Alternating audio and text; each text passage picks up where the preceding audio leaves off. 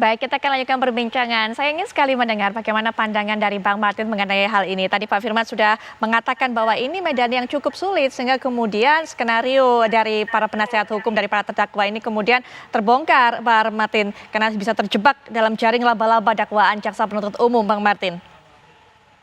Ya, terima kasih Mbak Putri. Jadi saya setuju memang eksepsi ataupun nota keberatan yang disampaikan oleh rekan-rekan kita ya. Penasihat hukum dari Pak Ferdi Sambo, Bu Fitri Chandrawati, dan kawan-kawan, mereka paham betul bahwa memang mereka sudah terlalu jauh masuk ke pokok perkara. Namun kan di dalam seni berperkara ya, Mbak Putri, kita ada yang namanya memancing lawan untuk mengungkap strategi ya, ataupun untuk mencari petunjuk agar bisa melakukan counter. Nah, ini bisa saja memang bagian dari strategi mereka.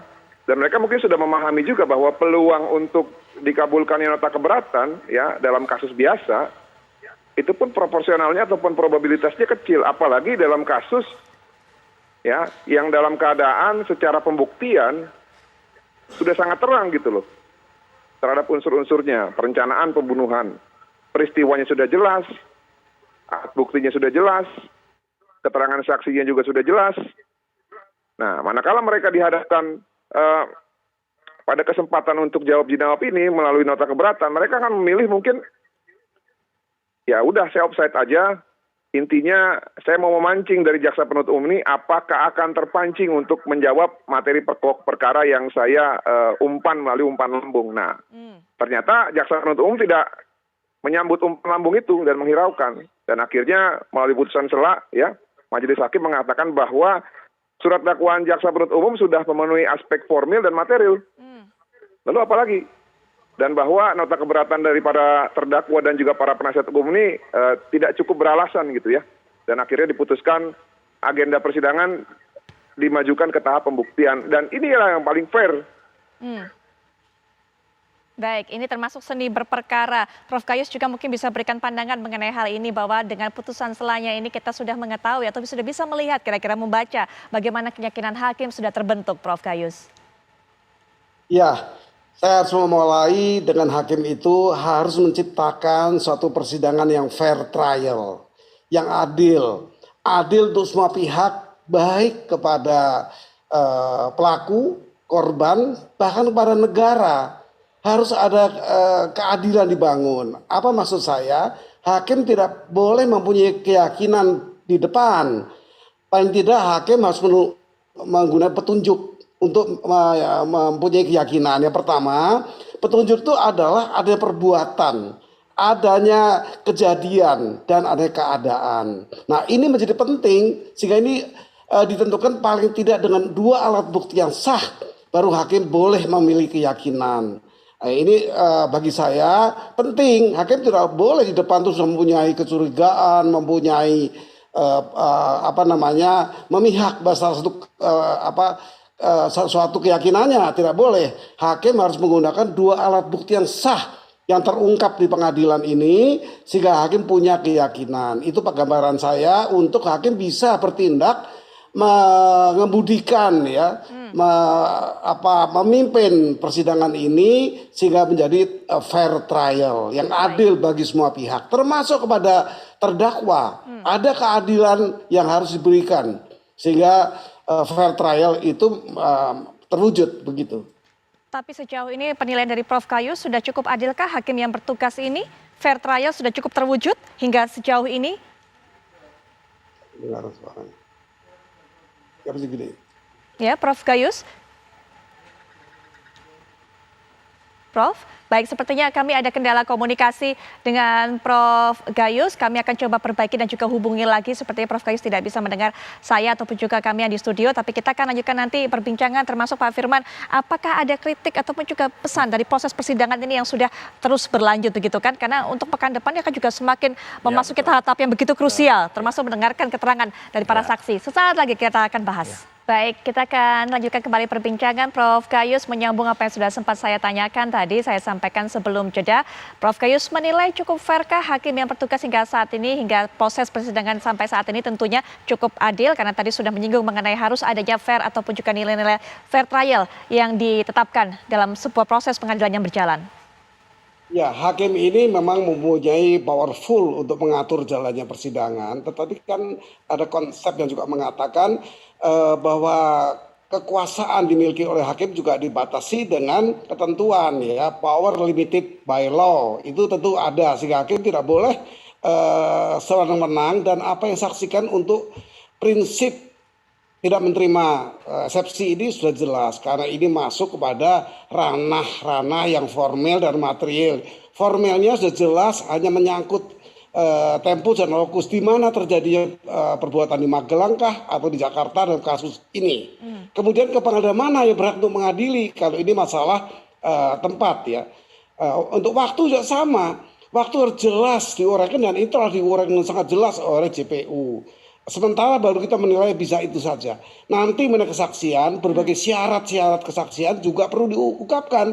Adanya perbaikan ketentuan mengenai saksi juga harus disampaikan, bahwa MK, Mahkamah Konstitusi, telah memperluas arti saksi. Tidak usah saja orang yang mendengar langsung, mengalami, tapi siapa saja yang berkaitan dengan perkara ini mempunyai relevansi mengetahui hal ini. Jadi siapa saja, sekarang tidak terbatas saksi itu harus mengalami sendiri, mendengar sendiri seperti itu. Kesemuanya itu merupakan bagian dari apa yang nanti akan digunakan di persidangan ini. Dan hakim akan melihat. Jadi eksepsi-eksepsi yang tidak tepat sesuai dengan perkembangan undang-undang juga akan tidak tepat untuk digunakan, dan hakim pasti menolak. Baik, baik. Pak Firman, dari proses persidangan yang sudah kita saksikan bersama-sama ini, masyarakat memantau terus. Ada yang mungkin yang kurang dirasa, ada kritik tertentu? Ya, pertama tentu seperti yang disampaikan Prof. Gayus, bahwa asas atau prinsip fair trial itu penting di dalam meyakinkan bahwa peradilan ini bekerja seadil-adilnya atau seobjektif mungkin. Namun saya tadi melihatnya sepertinya dalam framing tertentu keyakinan hakim ini sejak awal sudah terbentuk, sehingga saya menduga bahwa putusan sela terhadap semua yang diajukan, termasuk eksepsi yang berikutnya ini diajukan, ini ada semacam keseragaman keyakinan hakim. Karena bagaimanapun putusan sela itu kan juga didasarkan proses pengambilan keputusan atas keyakinan. Nah, 3 hakim yang ada, masing-masing menangani perkara itu, saya cermati tidak ada yang berbeda pendapat. Ya, semua seragam menolak eksepsi. Bahkan saya menduga juga terhadap putusan-putusan sela yang berikutnya. Ya. Sehingga pagar keyakinan hakim ini sepertinya cukup kokoh. Benteng keyakinan hakim ini kokoh, terbentuk pada aspek formilnya. Nah, sekalipun tim penasihat hukum ini sebagai sebuah seni tadi dikatakan, seni membela diri, itu wajar saja, itu dilakukan, ya, termasuk masuk pada aspek substansial. Hanya persoalannya adalah memang tidak ada presiden yang jelas menyangkut hal-hal itu. Bisa saja pengadilan punya pandangan-pandangan yang berbeda dalam putusan yang satu dengan yang lain. Sekalipun kita tidak menganut asas presidensial atau binding of precedent. Kemudian kedua, asas fair trial menurut saya, izin Prof. Gayus, kalau keinginan masyarakat agar kasus ini terang benderang, ya ada prinsipnya beyond reasonable doubt, nggak ada keraguan-raguan, ya, sehingga semua yang nanti akan diputuskan itu tidak mengandung keraguan. Maka independensi penting, ya, impartiality penting, ya, akuntabilitas. Tapi accessibility juga penting. Apa itu accessibility ya, berarti? Contoh misalnya hari ini atau beberapa waktu yang lalu pengadilan seperti menutup speakers, ya, agar media tidak bisa mendengar suaranya, kemudian di-mute, tidak. Memang dibuka. Satu sisi ada pandangan bahwa kesaksian itu karena bagian dari strategi hanya berlaku di dalam persidangan, tetapi yang dikejar ini kan kebenaran material. Ya. Nah, soal kebenaran material dalam setiap kasus, terutama yang paling sulit ini scandalizing crime. Ini jenis kasus yang punya skandal, sehingga tentu tidak mudah kalau itu hanya diserahkan pada pihak-pihak itu masing-masing, bisa saja muncul berbagai versi kembali.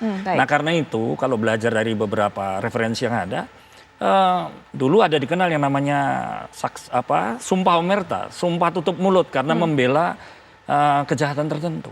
Nah, sekarang menurut hemat kami, ketika tadi atau beberapa waktu yang lalu dikatakan bahwa hakim, saya dengar informasinya disadap ya, komunikasi dan sebagainya. Kalau itu memang sudah menjadi kebutuhannya, kenapa tidak peradilan itu terbuka dan terbukanya peradilan itu menjadi prinsip sehingga media pun ya atau saksi pun dibiarkan. Toh juga sumpahnya itu terikat kepada keyakinannya kepada Tuhan. Ada juga orang yang sudah bersumpah kepada Tuhan, dia melanggar juga sumpahnya. Jadi menurut saya ya ini rule breaking yang memang harus dikembangkan ya dalam skandal recent crime yang risikonya juga besar. Terutama para JC itu ya di beberapa negara tidak hanya terancam jiwanya, ada risiko internal, dia dimusuhi koleganya, risiko eksternal, dia menghadapi proses hukum, bahkan terancam nyawanya juga. Dalam kasus tertentu Hakim Falconi itu sampai meninggal dunia. Itu kan menangani kasus-kasus skandalisme crime yang risikonya besar. Jadi menurut saya kontrol publik itu sudah mulai itu harusnya dibuka. penting. Menurut saya gitu. Ya. Nah terakhir mungkin Bang Martin, bagaimana kemudian kesiapan dari para anggota keluarga almarhum Brigadir Yosua? Kita tahu kemarin ibunda kemudian juga kekasih ini terlihat begitu emosional saat memberikan keterangan di persidangan kemarin. Bagaimana kalau pekan depan tanggal 1 November akan kembali memberikan keterangannya di hadapan majelis hakim tentunya di persidangan? Sudah siapkah mereka?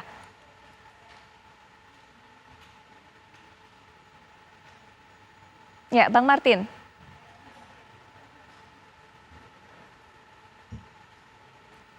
Kami tidak bisa mendengar suara Bang Martin. Sepertinya ada kendala juga, Bang Martin. Apakah bisa mendengar suara kami? Oh ya, halo. Ya, Bang Martin. Ya, baik. Mengenai silakan. Persiapan mental dan juga keluarga korban, mereka sudah siap, mereka sudah lepas karena mereka ini ya menyerahkan semuanya kepada Yang Maha Kuasa, Mbak Putri. Jadi maupun nanti akan berhadapan dengan mantan jenderal sekalipun dalam persidangan, mereka sudah tidak gentar. Ataupun berhadapan dengan orang-orang yang sedang diadili sebagai pelaku pembunuhan berencana dari anak-anaknya. Nah, tapi tadi saya menarik mau menambahkan sedikit yang disampaikan oleh Pak Firman mengenai accessibility. Singkat, Bang. Ya. Kalau untuk kesaksian pertama, audio tersebut dinonaktifkan, saya memang secara reasoning masuk akal ya. Namun kan sekarang keadaannya media sudah memblow up semua isi persidangan kemarin pada saat pemeriksaan saksi. Nah, apakah masih relevan untuk pemeriksaan saksi yang ke depan, audio akan di-mute lagi atau tidak? Nah, ini menurut saya yang harus dipertimbangkan agar keterbukaan publik dan juga antusias masyarakat untuk mengontrol ataupun mengawasi perkara ini bisa terpuaskan gitu Mbak Putri. Jadi agar dipertimbangkan lagi untuk persidangan yang selanjutnya, saya pikir untuk saksi yang ini ya tidak perlu di-mute lagi nanti audionya. Baik Bang Martin. Terima kasih sudah meluangkan waktunya untuk bisa memberikan informasi kepada kami Bang Martin. Prof Gayus juga terima kasih Prof sudah memberikan pandangannya mengenai proses persidangan. Pak Firman juga terima kasih sudah memberikan pandangannya pada malam hari ini. Baik.